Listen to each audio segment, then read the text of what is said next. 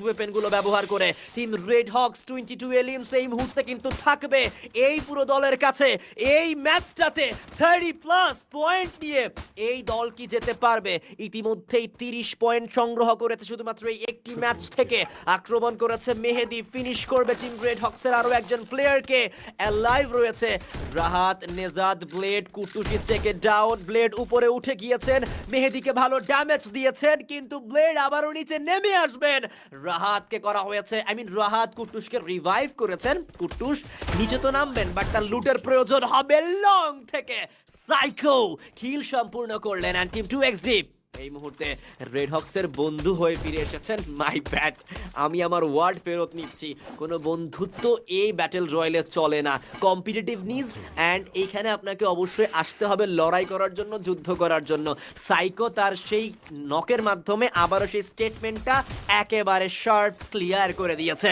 সাইকোর নিচেই কম্পাউন্ডের second ফ্লোরেই red Hawks থেকে দুটো player alive. And on the other side team 2xd এর বাকি প্লেয়াররা যারা কিনা লোয়ার গ্রাউন্ডে রয়েছে, চারপাশে নজর রাখতে হবে, যে কোনো দিক থেকে প্লেয়ার নিচে নেমে আসতে পারেন। এন্ড সেই দিকটার দিকে নজর রাখা গেলে ভালো কিছু হবে। আমি ঠিক এই কথাটাই কিন্তু বলছিলাম।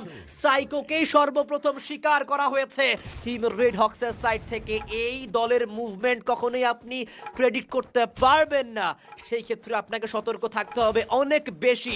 গোল্ড এক্সটেন্ড সে আশেপাশে ঘুরে বেড়াচ্ছেন, উনি প্লেয়ার দেখলেই করবেন আক্রমণ। নেজাদ আবানকে নক করেছেন, গোল্ড এক্সটেন্ড উনিও নক নিয়েছেন। 2v2 scenario, now the battle is 3v1। Team 2xd last man standing. Rahat kill সম্পূর্ণ করলেন। নোহান একমাত্র player, the sniper man, the backbone from the side of team 2xd। উনি স্নাইপার টাওয়ার ধরে ফেলেছেন। Team red হকসের তিনটা প্লেয়ারের উপরে একা আক্রমণ চালিয়ে যাবেন। গ্রেনেড আসবে নোহানকে লক্ষ্য করে। Grappling, double Spider-Man from Team Red Hawks, and Rahat